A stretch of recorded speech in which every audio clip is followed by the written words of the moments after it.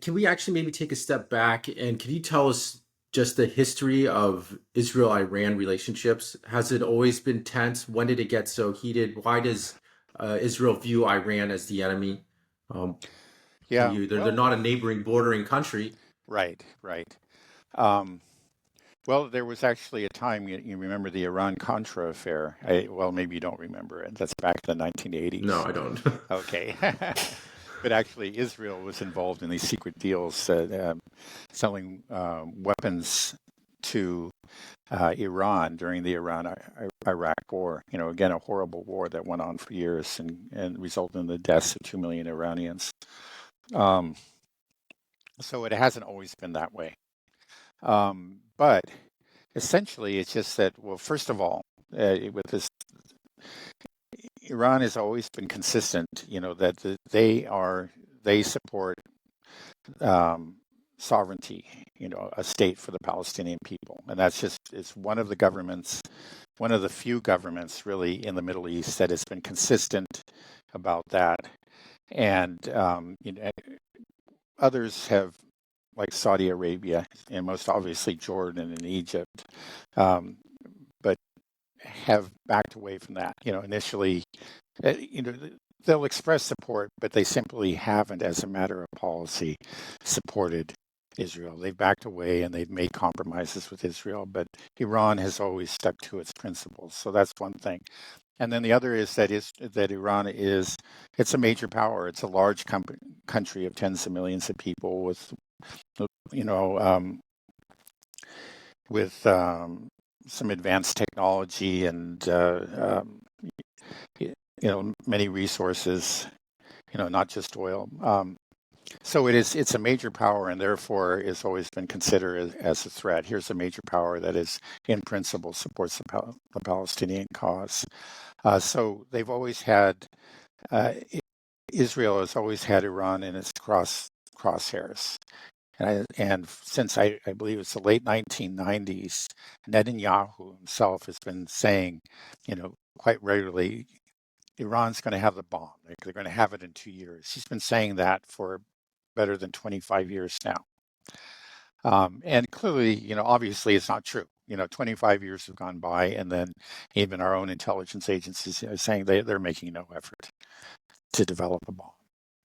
But he wants he and others in the Israeli government see Iran as really kind of the last major rival in the region, and therefore they want them destroyed. I mean, it's that simple. It's just sort of like what we're talking about, the obsession of the United States with Russia or even Venezuela. Is you say, well, why can't you just let these people be, or let these other countries be, right? Can't you just coexist? Okay, you have a difference. You don't have to go out and try to destroy them. But there is this. It, it seems like um, for the U.S. is obsessed with maintaining its status as a global hegemon, right? And Israel wants to establish itself as an absolute hegemon in the Middle East. Again, it has this obsession with security. So it's not like, okay, there's really any reason to think that Iran could attack them this year. Well, now we, have a reason. They gave them the reason, but for many many years, there's no reason to think that Iran was actually going to attack Israel. But there was a potential that somewhere in the future, Iran could attach it. So it was always a threat out there, and therefore it had to be destroyed. I'm reminded of Cato in the Roman Republic. There, at that time, the one great rival to Roman power was Carthage, and there was this one Roman politician, Cato, who constantly would say, he would end each speech with this one sentence: Carthagio delenda est. Carthage must be destroyed. And eventually they did it. They destroyed it. They in just the most, they obliterated that. That's it. Again, you could say it was just because conceivably, theoretically, it could eventually defeat them. It wasn't like it was you could see it happening in the near term or even the medium term, but maybe 10 years, 15 years down the road, they could eventually become powerful enough and they might come in and strike us. We must destroy them. And I think it's the same kind of thinking that you see here. It's just that Iran must be destroyed because that's the one real power there that could conceivably, theoretically, beat us in a war. Now, the crazy thing is actually, Iran has been obviously very reluctant to engage Israel in a war, but it's Israel is forcing them to. Now, Israel's calculation is that, okay, yeah, we do it now because we have the U.S. with us, and the U.S. will destroy Iran for us, and finally, and then we will become the regional hegemon. We will have nobody that could conceivably challenge us. Wow, interesting. So that guy Cato, he reminds me of Lindsey Graham. I Yeah. bet you if you did a DNA test, we could trace it back to that guy. It's the same thing. After every appearance that Lindsey Graham has, he's like, "We got to strike Tehran, hit him hard." Yeah. It's unbelievable how Yeah. this guy is just obsessed with Right. It's just hard to blowing up understand. I Tehran. agree, but it's I clearly it's a kind of a disease that afflicts certain people, and it's real, you know, especially people in positions of power. Right, but they're afraid that one day maybe Iran could be powerful and then attack Israel. But Right. so their plan is to have Iran attack now. They're doing everything they Yeah. can to attack now. It's like they're wanting their own Well, I guess destruction. I yeah. mean, I understand Yeah. the calculus Right. of getting the Right. United Right. States to Right. do the heavy lifting, Yeah. I guess also he's but thinking, because the truth is they probably have also noticed the trend. Iran today is a much more powerful country than Iran 20 years ago when or 25 years ago when Netanyahu first started, ringing the alarm bells about Iran, saying they're going to have a nuclear weapon in 2 years. Starting then he was trying to get the U.S. excited about it, and he had great success with people like Lindsey Graham and others. There are all kinds of people, Netanyahu supporters within the U.S. government, but thank God they haven't been a majority and they've been held at bay. But it looks like I think he feels that with the current very strange state of affairs in the U.S. right now. And in the wake of his 58 standing ovation speech to Congress, I think he feels empowered, and this is the time, and he doesn't want to wait. Well, first of all, it's probably something he wants to make sure that he does it. It's done in his lifetime, and that he can be, the great warrior king that defeated the rival, and to do it now before Iran really does become too powerful. He's calculating that, yeah, they can definitely be defeated with the aid of the U.S. at this point, but maybe, who knows, 10 years down the road, we won't be able to defeat them. so you said that Israel hates Iran because Iran supports the Palestinian cause, the Palestinian state. Can you elaborate what that means? Is Iran's position for a two-state solution based on the 1967 lines? Is that something that would be acceptable to Yeah, Iran that they're pushing, or are they yeah, pushing for right. the abolishment of the state of Israel? I mean, No, what's no, so scary about right. They're not. Iran? They're not pushing for the abolition of the state of Israel.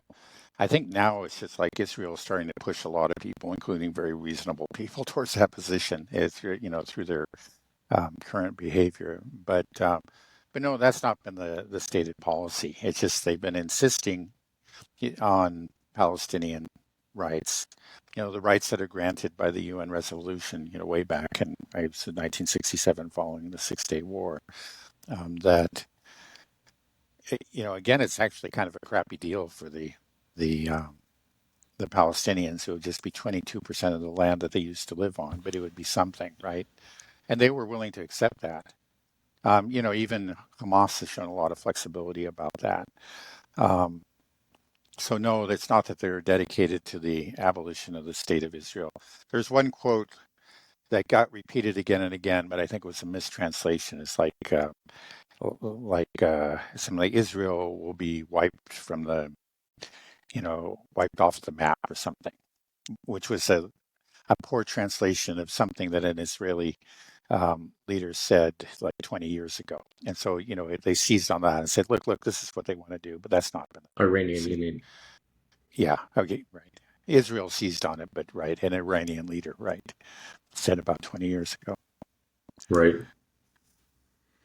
Right. So Iran is wants a two-state solution. That's supposed to be the position that the United States was promoting Right. as well, Yeah. right? So I don't understand what is it that was Yeah. so different about Iran is Well, it's that just they right. because No, the thing. every country in the Yeah. UN Well, yeah, it virtually seems to be everyone pushing is for a on that. two-state solution. Yeah, And when you ask them, but then you just look at their behavior and everything else they say. Like it's clear that everything that the U.S. does, they're not interested in it. They're just basically working with Israel, and everybody knows that. If you push them and say, "Oh yeah, yeah, this is our position," but everything else that they do belies that. Um, and then a lot of these Arab states have just they would say, yeah, yeah, we support the two-state solution, but then they start, they trade with Israel, and then also they just stopped talking about it. That's why before October 7th, it just seemed like the whole issue had been forgotten. It was all over. But Iran was one of the few the Iranian government was one of the few that just didn't stop talking about it and remind, hey, this is something that we need to do. We need to support these people, and they did surprise, support, for example, and they do support Hezbollah, and they've provided support to Hamas. Um, so that's something real. They put their money where their mouth is. And again, Hezbollah is, right. both of Yeah, these no, are right resistance organizations um, that resist Israel. Now, there's no evidence at all, and in fact, the right. CIA and Mossad both said that there's no evidence that Iran knew anything about October 7th or was any way, involved in that. But they have supported Hamas as a resistance organization. Mhm. Yeah, just Hamas itself, from my understanding, the previous leader, Ismail Haniyeh, the political leader that was Mm, just recently assassinated in Tehran, was actually quite a moderate.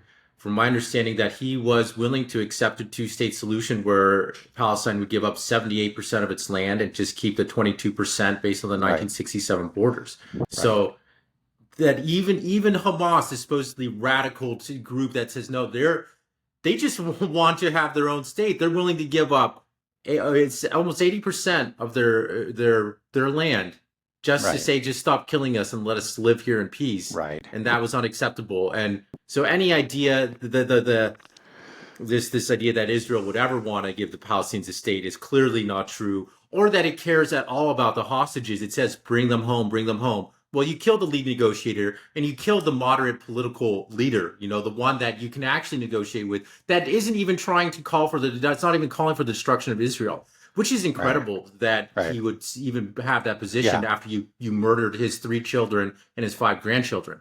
right. It's Yeah, we can yeah, keep on no, going on about it. right, yeah. And It's just insane. it's important to point out too There's that he was not the first um, negotiator, Hamas negotiator to be assassinated. He was not the first moderate to be assassinated. Yeah, Israel has a history of doing this going back to the early 2000s. There was a leader again who was was recognized to be somebody who was looking for a peaceful solution to the problem. Again, was making moves towards the two-state solution. He was a paraplegic, wheelchair bound, and he was assassinated by the Israelis as he left a mosque in his wheelchair. That's back I think in 2002, my 2003. God. Yeah, and then there have been others, and then it was Mm, most recently, just a few months ago, there was one of their negotiators was Hamas negotiator was assassinated in Lebanon. So it's you know I don't know if they're being sincere or they're just I don't know if they're really that stupid. But you get the State Department people say expressing anger, like being disappointed that they assassinated this person because they were hoping that they thought that Netanyahu was serious and had promised that he was going to, work out a ceasefire. It's just so obvious that they've never been interested in the ceasefire. It's not just the fact that they are assassinating the people. Before they assassinated Ismail Haniyeh, again, as he pointed out, they killed his children and grandchildren. Again, it just seems clear that this is not a country, a government that is at all interested in a peaceful solution. And you say, well, maybe it was an accident, but there's a pattern of this. Again, going back years and years, negotiators, the moderates are constantly knocked off. Those are the people that they find to be a problem because they're not interested in a political solution. They want the military solution that they dictate. They want to drive them from the land and seize the land. And they want to be able to say, well, we didn't have any choice, right? There wasn't anybody to talk to. Yeah, why? Because he killed them all. Right. And not even, Arabs or people from other neighboring countries, they assassinate their own, right? There was the Israeli Prime Minister Yitzhak Rabin. Can you tell us a little bit about that guy? Do you know? I was hearing Yeah, about him on the Gray Zone. right, Um, right. Well, he was probably of all the do you know Israeli. that the what happened there? Yeah, he was assassinated by one of these settler zealots. Um, I think associated with Meir Kahane, who was a radical, far right rabbi. Um, yeah, well, he had actually taken some steps towards peace with the Palestinians. Um, and yeah, that's what happened.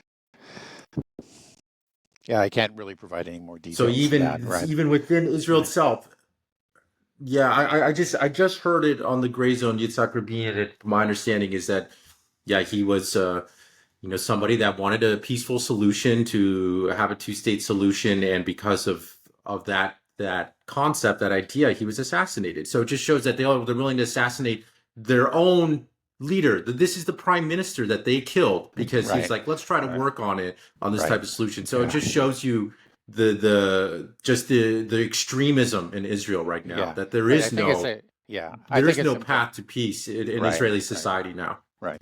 Well, I think it's important to point out in that place that was again it was a far right, you know, uh, settler zealot. So he wasn't representing one of the mainstream parties at that time.